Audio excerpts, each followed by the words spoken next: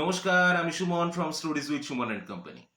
গতকালের পর্বে আমরা অলরেডি আলোচনা করেছি যে 1873 সালে যখন কলকাতায় প্রথম ঘোড়ায় টানা ট্রাম চালানো হয় ট্রায়াল রান হিসেবে। আর তার ঠিক 7 বছর পরে যখন সিটিসি অর্থাৎ ক্যালকাটা ট্রামওয়েজ কোম্পানি যখন ফর্মড হয় এবং লর্ড রিপনের হাত ধরে 1880 সাল থেকে আনুষ্ঠানিকভাবে কলকাতায় রুট উদ্বোধন করা হয় এবং কলকাতার রাস্তায় ঘোড়ায় টানা ট্রাম চলতে থাকে। এর পরবর্তীতে 1882-83 সালে আমরা আলোচনা করলাম যে স্টিম ইন লোকোমোটিভ ইঞ্জিন যখন এলো এবং কলকাতার কয়েকটা রুট সেখানে জোড়া হলো। ফাইনালি 1900 সালের পরে 1902 সালে কলকাতার রাস্তায় প্রথম চলতে শুরু করলো ইলেকট্রিক ট্রাম। এই ইলেকট্রিক ট্রাম আনার মূল কারিগর ছিলেন কিন্তু যিনি বঙ্গভঙ্গ করার পেছনে মূল হোতা ছিলেন, তিনি আর কেউ নন, তৎকালীন বাংলার বড়লাট লর্ড কার্জন। তো 1905 সালে ট্রামের ইতিহাসে কি কি পরিবর্তন হলো এখন আমরা সেটা নিয়ে আলোচনা করব। তাহলে আজকের পর্ব শুরু করা যায়। এবার 1905 সালে আরেকটা মেজর ট্রাম রুটের জন্ম হলো। সেটা হচ্ছে শিয়ালদা থেকে হাওড়া ব্রিজ অব্দি একটা ট্রাম রুট তৈরি করা হলো ভায়া হ্যারিসন রোড। ওই যে গল্পের প্রথমেই বলেছিলাম যে ব্যোমকেশ বক্সী আর অজিত বেরিয়েই কেন ট্রাম পেয়ে যেত, এটাই কারণ। হ্যারিসন রোডের ওপর দিয়ে এই ট্রাম রুটটা তৈরি হলো। এবার ফাইনালি এতদিন কলকাতার বুকে ট্রাম সার্ভিস থাকার পরে এই প্রথম হাওড়ার কাছ অব্দি গিয়ে ট্রাম পৌঁছলো। এবার হাওড়া শহরেও কিন্তু ট্রামের সম্প্রসারণের কাজ শুরু হলো। এরপর থেকেই সারা কলকাতা এবং হাওড়া জুড়ে প্রচুর ট্রাম রুট তৈরি করা হয়েছিল। সেই ট্রাম রুটের নামগুলো বললে আপনারাও কনফিউজ হয়ে যাবেন, আর আমিও বলে আপনাদেরকে বোর করব না, কিন্তু কিছুটা আমরা গ্রাফিক্যাল প্রেজেন্টেশনের মাধ্যমে আপনাদের কাছে তুলে ধরলাম।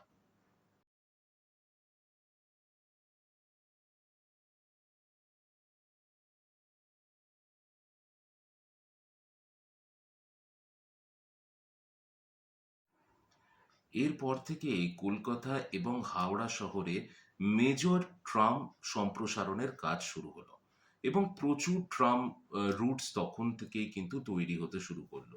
প্রথম কথা, গ্রেটার কলকাতা যেমন কালীঘাট থেকে বিভিন্ন রুট, বেহালার রুট তৈরি হলো। আচ্ছা, তারপরে বেহালা ট্রাম ডিপো তখন তৈরি হলো।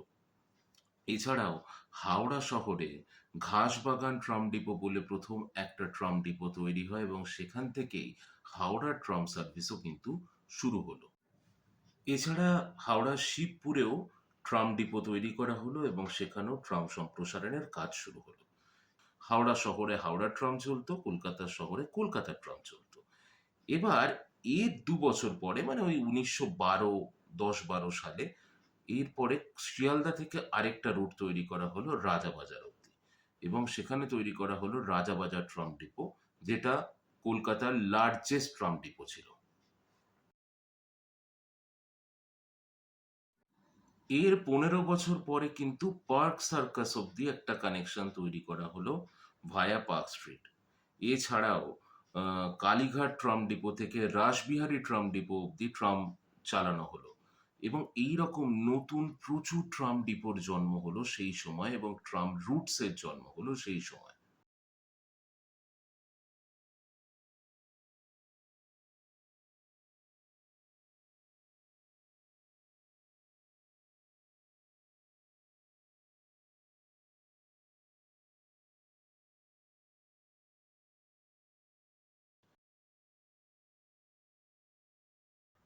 কালের নিয়ম জানেন তো?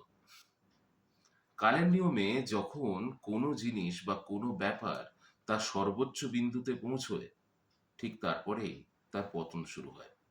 ট্রামের ক্ষেত্রেও তাই হয়েছিল। প্রচুর ট্রাম রুট তৈরি হয়েছিল, ভিন্ন ভিন্ন জায়গায় প্রচুর ট্রাম চলতো সারা কলকাতা এবং হাওড়া জুড়ে। কিন্তু তারপর স্বাধীনতা 1947 সালের পরে, স্বাধীনতার পরে 1951 সালে তৎকালীন পশ্চিমবঙ্গ সরকার সিটিসির সঙ্গে একটা চুক্তি করে, যে চুক্তিকে বলা হয় ক্যালকাটা ট্রামওয়েজ অ্যাক্ট 1951, যেখানে বলা ছিল যে 1972 সালের 1লা জানুয়ারির মধ্যে বা তার 1-2 বছর আগে পরে তারা সিটিসির স্বত্ব অধিকার করতে পারে, বাট সিটিসিকে কিনেও নিতে পারে, এবং তাতে তাদের একটা এগ্রিমেন্টও হয়। এবার এই 1951-52 সালের সময়টায় যখন দেশভাগ হয়েছে, সেই সময় কলকাতার রাস্তায় প্রচুর শরণার্থীরা থাকতো। কলকাতার রাস্তায় ত্রিপল টাঙিয়ে তারা সেখানে শুতো, কারণ তাদের ঘর বাড়ি ছিল না। তো সেই সময় কলকাতার রাস্তায় প্রচুর পরিমাণে ভিড় বেড়ে যায়। এই জন্য ট্রাম রুটগুলোকে কিছুটা পরিবর্তন করতে হয়, কারণ ভিড় বেড়ে যাওয়ার জন্য বাস এবং অন্যান্য গাড়ির সংখ্যাও বেড়ে যায়। সেই জন্য ট্রাম রুটগুলো কিছুটা চেঞ্জ করতে হয়। যেমন এর আগে বিবিডি বাগ মানে ডালহৌসি স্কোয়ারের মধ্যে, স্কোয়ারের যে আহ, বাইরের দিকে ছিল ট্রাম লাইনটা। তো বাইরের দিকে ট্রাম লাইনে প্রচুর জ্যামজট এবং প্রচন্ড যানজট তৈরি হওয়ার জন্য সেই ট্রাম লাইনটাকে বিবিডি বাগের ডালহৌসি স্কোয়ারের ভিতর দিয়ে কিন্তু নিয়ে আসা হয়। এছাড়াও এসপ্ল্যানেড চত্বরে যেখানে ট্রাম টার্মিনাস ছিল, সেই ট্রাম টার্মিনাসের জায়গাও কিন্তু পরিবর্তন করতে বাধ্য হতে হয়, due to of the crowd.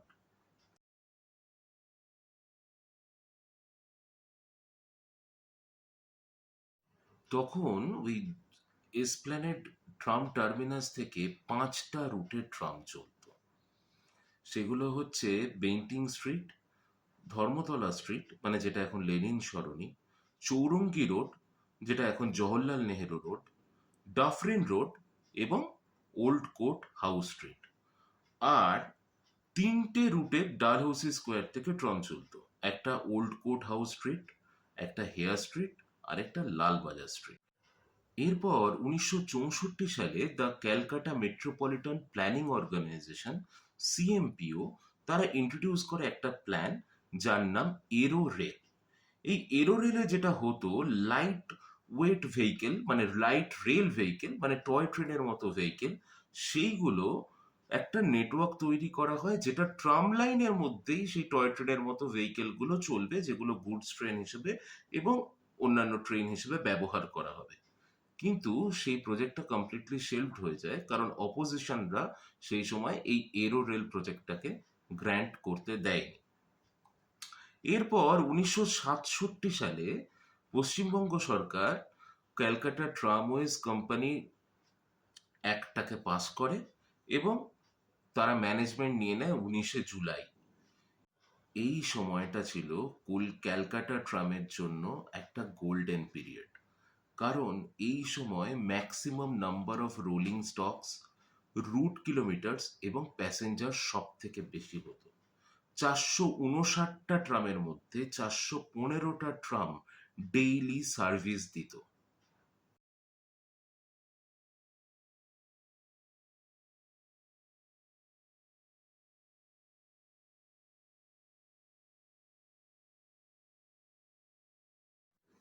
এবারে ডাউনফল।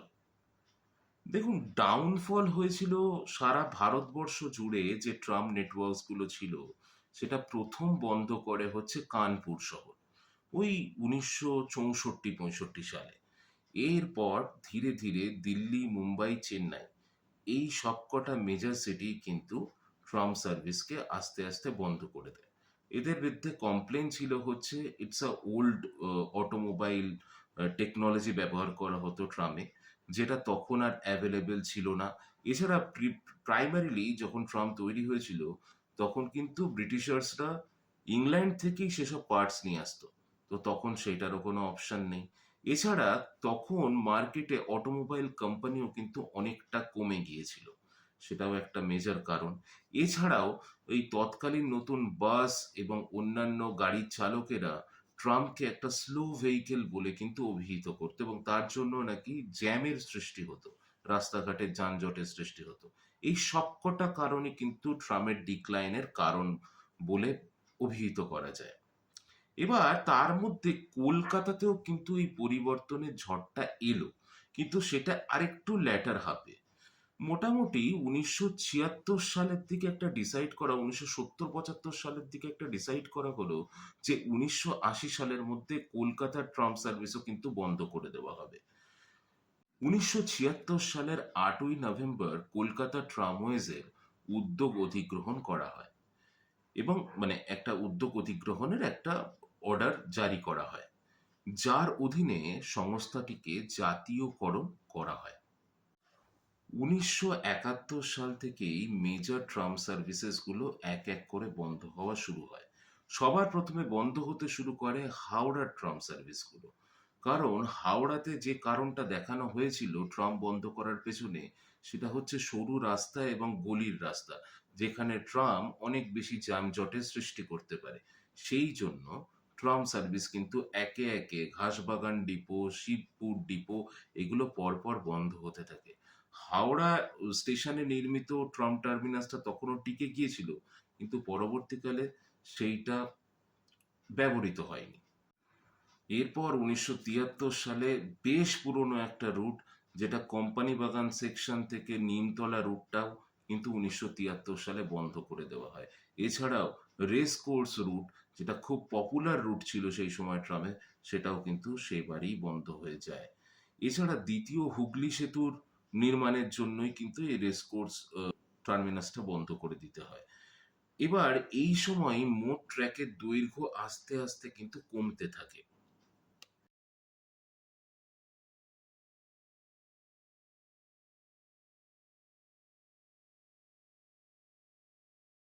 দেখুন, সেই সময় যে ব্যাপক হারে ট্রামের সংখ্যা কমছিল এবং রুটগুলো পরপর পরপর বন্ধ করে দেওয়া হচ্ছিল, তাতে এটা এক্সপেক্টেড ছিল যে অন্যান্য মেজর সিটিজের মতো হয়তো কলকাতাতেও মোটামুটি 1980 থেকে 82 সালের মধ্যে ট্রাম সার্ভিস পুরোপুরি বন্ধ হয়ে যাবে। কিন্তু এর ক্রেডিট যায় তৎকালীন পরিবহন মন্ত্রী রবীন মুখার্জির। তিনি এই ট্রাম সার্ভিসকে ব্যাপক সমর্থন করেছিলেন এবং সেই সময় আন্তর্জাতিক বাজারে তেলের দাম অতীব বৃদ্ধি পেয়েছিল। সেই জন্য তিনি সাপোর্ট করেন যে যেহেতু অন্যান্য গাড়ি চলতে গেলে যে তেল লাগে, ট্রাম চলতে গেলে সেটা লাগে না, ট্রাম সম্পূর্ণ ইলেকট্রিফাই করা রয়েছে, সেই জন্য তিনি কিন্তু কলকাতার ট্রামের পক্ষে কথা বলেন এবং কলকাতার ট্রাম পরিষেবা যত তাড়াতাড়ি বন্ধ হবার ছিল তত তাড়াতাড়ি হয় না, স্লো হয়ে যায় প্রসেসটা এবং ট্রাম তখনকার মতো টিকে যায়। আর সেই সময় তেলের সংকটের অর্থনৈতিক কারণেই কিন্তু বিভিন্ন ইন্টারন্যাশনাল সিটিজও কিন্তু ট্রাম সার্ভিসকে ফিরিয়ে আনতে বাধ্য হয়। এবার আসি নগরোন্নয়নের কথায়। 1978 সাল থেকে মেট্রো একের কাজ শুরু হয় কলকাতার বুকে এবং সেই সময় মেজর রুটগুলোতে যেখানে ট্রাম চলতো সেখানে যখন মেট্রো স্টেশন করার কাজ হতো, তখন গভীর পরিখা খনন করার জন্য সেই সময় সেখানে মোস্ট অফ দ্য জায়গায় ট্রাম রুট বন্ধ করতে বাধ্য হয় প্রশাসন। এবার দেখুন, মেট্রোর কাজ শুরু হয়েছে, কলকাতা মেট্রো প্রপারলি চলা শুরু করবে। 1990 সাল থেকেই ট্রামের মানে সিটিসির লোকসান শুরু হয় এবং সেই লোকসান থেকে কিছুটা বাঁচাবার জন্যই তারা বাস সার্ভিসও শুরু করে। কিন্তু ট্রামকে বাঁচানো কিন্তু তারপর থেকেই কঠিন হয়ে ওঠে। পরিস্থিতি এতটাই ঘোরালো জায়গায় পৌঁছে গিয়েছিল যে তৎকালীন পরিবহন মন্ত্রী শ্যামল চক্রবর্তী এই লোকসানের জন্য এই সার্ভিসটা পুরোপুরি বন্ধ করে দেবার পক্ষপাতী ছিলেন। কিন্তু 1994 সালে মেলবোর্নের একজন ট্রাম কন্ডাক্টর রবার্তো দিয়ান্দ্রেয়া, তিনি কলকাতা সফরে এসে তার সহকর্মী কন্ডাক্টর বন্ধুদের সঙ্গে বন্ধুত্ব করেন। যখন দিয়ান্দ্রেয়া পরিকল্পিত নেটওয়ার্ক বন্ধ করার কথা শোনেন, তখন তিনি ট্রাম যাত্রা নামে একটা শিল্প প্রকল্পের প্রস্তাব দেন। প্রকল্পটি নেটওয়ার্ক এবং গুরুত্ব সম্পর্কে সচেতনতা বৃদ্ধি করে, যা শেষ সময়ে এটাকে বাঁচিয়ে দিয়েছিল। তবে রাস্তা বন্ধের ঘটনা কিন্তু চলতেই থাকলো। মেট্রোর কাজ এবং অন্যান্য ওভারপাস নির্মাণের জন্য কিন্তু রাস্তার কাজ চলা এবং ওভারপাস নির্মাণের জন্য কিন্তু তৎকালীন অনেক রাস্তা বন্ধ থাকতো, তার জন্য কিন্তু ট্রাম সার্ভিস প্রপারলি ব্যাহতই হতো। 2004 সালে রাজ্য সরকার শুধুমাত্র ট্রাম চলাচলের জন্য সংরক্ষিত সমস্ত ঘাসযুক্ত ট্র্যাককে অসংরক্ষিত ঘোষণা করে এবং কংক্রিটের ট্র্যাক দিয়ে প্রতিস্থাপন করার সিদ্ধান্ত নেয়। নুড়ি পাথরের ট্র্যাকগুলোও কংক্রিটের ট্র্যাক দিয়ে প্রতিস্থাপন করার পরিকল্পনা হয়েছিল। এই কারণে শ্যামবাজার থেকে গ্যালি স্ট্রিট পর্যন্ত অংশটা বন্ধ করে দেওয়া হয় এবং শ্যামবাজার জাংশনের সংস্কারের ফলে ট্রাম পরিষেবা গ্যালি স্ট্রিটের পরিবর্তে রাজাবাজার থেকে বেলগাছিয়া পর্যন্ত চলতে পারে।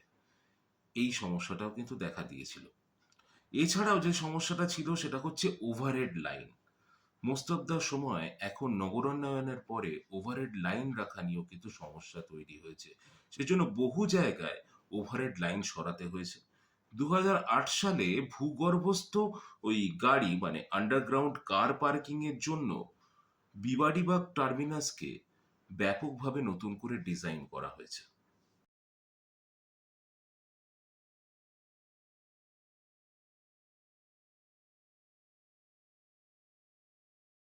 এছাড়া 2011 থেকে মেট্রোর 3 নম্বর লাইনের সম্প্রসারণের কাজ শুরু হবার জন্য উড়ালপথ নির্মাণ করা হয়। মাঝেরহাট থেকে জোকা পর্যন্ত পরিকল্পিত রুটে স্তম্ভ নির্মাণের দরকার ছিল। এবার ওই রুটটাতে আগে কিন্তু ট্রাম যাতায়াত করত। তো যেহেতু উড়ালপুলের কাজ শুরু হয় তাই ওই রুটটাতেও ট্রাম বন্ধ হয়ে গেল। এরপর 2013 সালে শুধুমাত্র ঐতিহ্য ভ্রমণের জন্য, যেহেতু ট্রামের শেষ সময় চলে এসছে বলেই আমরা মনে করে ফেলেছি, সেই জন্য ঐতিহ্য ভ্রমণের জন্যই দুটো ট্রাম তৈরি করা হয় নোনাপুকুর ওয়ার্কশপ থেকে। একটার নাম চড়ুইবতী আর একটার নাম রূপসী বাংলা। কিন্তু তারপরেও নিয়মিত এসি ট্রাম রুট একটাও কিন্তু চালু হয়নি।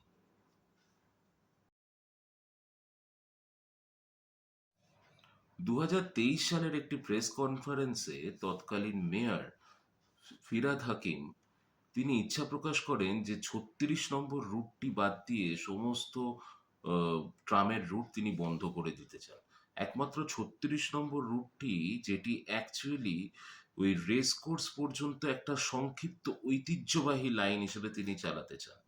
পরবর্তীকালে যদিও 14ই জানুয়ারি 2025-এ হাইকোর্ট এই কাজটি প্রত্যাখ্যান করে দেয়। দ্যাট ইজ ওয়াই এই অর্ডারটা পাস হয় না। দেখুন, পশ্চিমবঙ্গের পূর্বতন সরকার ট্রাম সার্ভিসকে সম্পূর্ণ বন্ধ করারই পক্ষপাতী ছিল।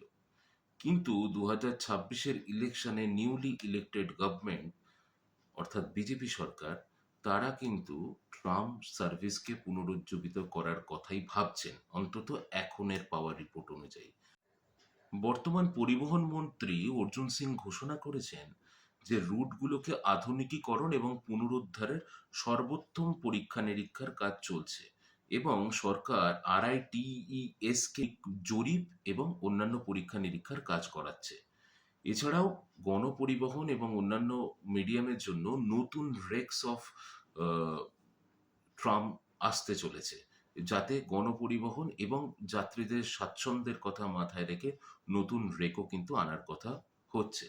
আমাদের এখনকার ফিনান্স মিনিস্টার শ্রী স্বপন দাশগুপ্ত বলেছেন যে তিনি কোনোভাবেই এই বন্ধ হয়ে যাওয়া ট্রাম ডিপোগুলো বা যেগুলো খুব টিম টিম করে চলছে এরকম ট্রাম ডিপোগুলো কোনো রকমভাবেই রিয়েল এস্টেটকে বিক্রি করা হবে না। সেইগুলো গণপরিবহনেরই এক একটা অঙ্গ হিসেবে বর্তমান থাকবে। আমরা নতুন সরকারের এই উদ্যোগকে সাধুবাদ জানাচ্ছি।